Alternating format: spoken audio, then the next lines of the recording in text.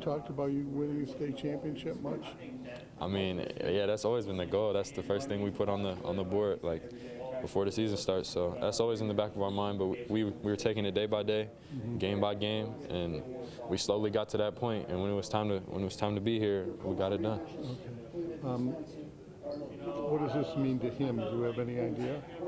I mean, I'm sure he's just like a super proud father. Like, he's never put any pressure on me. He's never tried to get me to be like him. He just wants what's best for me. He wants me to create my own path, do what I want to do, and he's been there for me. Like, he's been there for me every step of the way. So.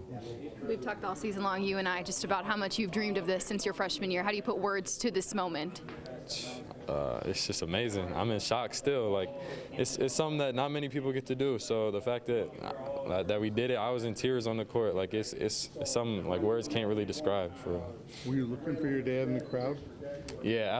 After we got the medals and stuff, I went over there, hugged him, hugged my mom, and it was amazing. It was an amazing feeling. Kingston, Ray said it, a walking bucket. What did you like most out of his performance today? Kingston, yeah, that's my blood. That's my blood. It's my brother. Our moms are sisters. Our dads played together. That's my little brother. So to see him go out there and ball like that, I was so happy for him. And he was huge for us tonight. Double all over the glass. And he's been special for us all year. A lot of people just don't talk about him because we got a lot of good players, but he's going to be special for years to come too. And for you, to have a 20-point performance on the Breslin floor, how special was this game? And were you able to soak it all in and look around and take it in? Yeah, I mean, either way, it was going to be my last game in high school ever. So from the tip, I was trying to play as hard as I possibly could, and I was getting to the basket, making shots. And yeah, when I got subbed out, I was trying to take it all in, looking at the crowd, the stands, and it was amazing. What kind of statement did this make after all the snubs all season long, not being ranked high, no Mr. Basketball for you? I mean, I think we stamped ourselves in the history book. Like, everybody's going to remember the 2025 East Lansing boys. Like, we felt disrespected the whole year, and we just went out and proved a point. Like, we're the best in the state. We've all felt like that since the start of the year, and we made it known. When did you know that this team had all the right ingredients to make a run like this and do it in dominant fashion?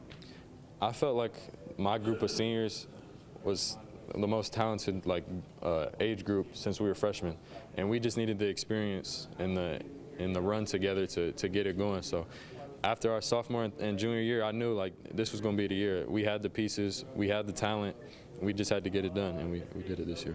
After the district title game, you told me no one's going to remember who won Mr. Basketball when I'm the one that wins the state title. What do you have to say about that now? Hey, I hope so. I hope y'all remember this performance. Like, I hope y'all remember KJ. He should win Mr. Basketball next year. I hope y'all remember JL, the dude that guarded the best players the whole tournament run. Hope y'all remember the Rook who stepped up this whole tournament run, was getting buckets. And I hope y'all remember East Lansing basketball and just the team as a whole. Like, I don't know. We felt disrespected and we finally got it done. So I hope everybody remembers the East Lansing basketball team. The story of our season. I can talk stuff now, you know. No, seriously, our guys are so good that even when coach is saying we want to be patient, we need this team shot, in their mind that is a team shot. Yeah. Our guys think they can make every basket. Our guys think they can make every three. I told them in the fourth quarter I didn't want no threes. We take 2 threes, and I'm like, I told you, you take that three, I'm gonna sit you down, and I did. But you know, our guys are so confident. Sometimes you got to let them roll with it. You got to let them go because sometimes they do make those shots. You know, as long as we come out with the dub, they're going to make mistakes. You know, they're kids and they're still learning. But hopefully we learn and grow from that. So when you do make it to the next level, you're mature enough to make the right decision, and we preach that. So I mean, it's basketball. You know, right? Everybody's going to play off instincts, and our guys are attacking. And I normally preach as long as you're attacking, I'm cool with the mistake. But sometimes you got to play smarter. But you know. Kids are going to be kids. What year is this coaching for you, by the way? At East Lansing? Number 7 at East Lansing. Number 7? Yeah. And what year did you get your first varsity job? This was my first varsity job. This is your first one. Well, congratulations, Coach. Thank you. Appreciate it. Thank you for the time. Yeah. We've talked about it all season long. This is a moment you've been dreaming of. How do you put words to what just transpired out there? Hey, it's really tough right now.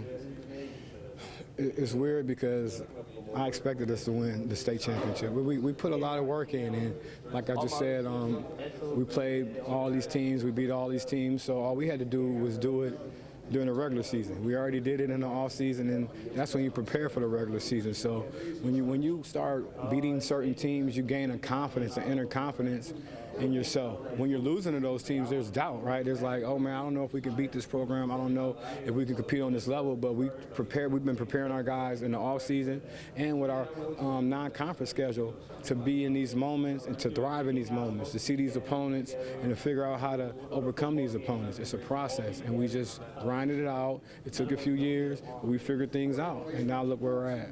Cam said his first practice freshman year, you pointed up to that 1958 banner and you mentioned it. Why was that important for you to do that? I knew we had a strong group coming up. I go and watch the middle school games. I coached AAU for years. At the time, I was coaching younger kids. It's crazy. I coached Trey when he was younger. Peyton Kemp, that was on that team. Trevor Smith, Tristan Comer out of Freeland. We had a crazy team. Who else was on that team? But anyway, Jovan Daniels out of Hudsonville. Like this youth team was incredible. They won like 50 games in a row and beat everybody in the state. So I've known these kids for so long, but I've known all the kids that were in or around that grade. So I knew our class was very deep, and we had potential if we grew together to be a championship team, because those guys were already competing at a high level, like AAU-wise. And then when I took the job, and like I said, I knew Cam and JL was coming, and I looked down the line and knew Kingston. You know, luckily we got KJ, and that was kind of like the icing on the cake.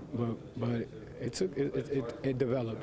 This man right here, Mr. Kingston, double-double. What can you say about his performance? Hey, the state better look out, because this is just, he's just scratching the surface, right? He's a sophomore. He's got 2 more years, and I don't want to say I've been holding him back. Remember how they said Michael Jordan, North Carolina coach, was holding Michael Jordan back? I've been kind of holding Kingston back. I'm going to let him loose, though, now. It's your time. It's go time now, baby. It's your show now, so I'm not surprised, because he does this every day. Like I said, we're so deep, it's kind of tough, because he's a young boy on the totem pole. He's a little cousin to his, really little bro to Cam. So, you know, we've been kind of like, you ain't no rookie no more. We've been kind of teasing him and pushing him just to make him bigger, make him stronger, and make sure he understands just hard work, details, discipline, and he's thriving, and he's about to take off. I'm so excited.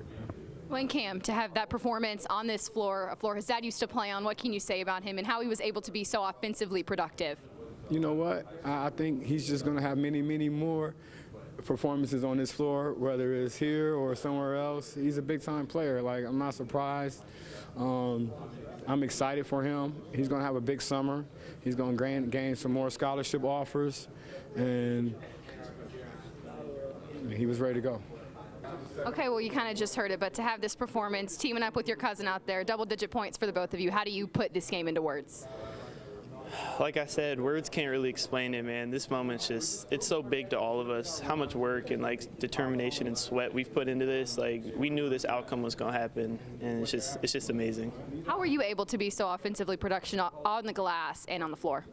My teammates, most of my shots don't come from me isoing. It's from kicks and me knocking down the shots that they trust I'll make. So all my shots really just come from my teammates supporting me, and then crashing, that's something I can control. And if I can crash and get a rebound, I'm gonna try to do that every time. Cam had kind of a mic drop after the district title game, said that no one's going to remember who was Mr. Basketball when he wins the state title. What kind of emotions do you give to him having this performance and being able to kind of live up to what he said he was going to do?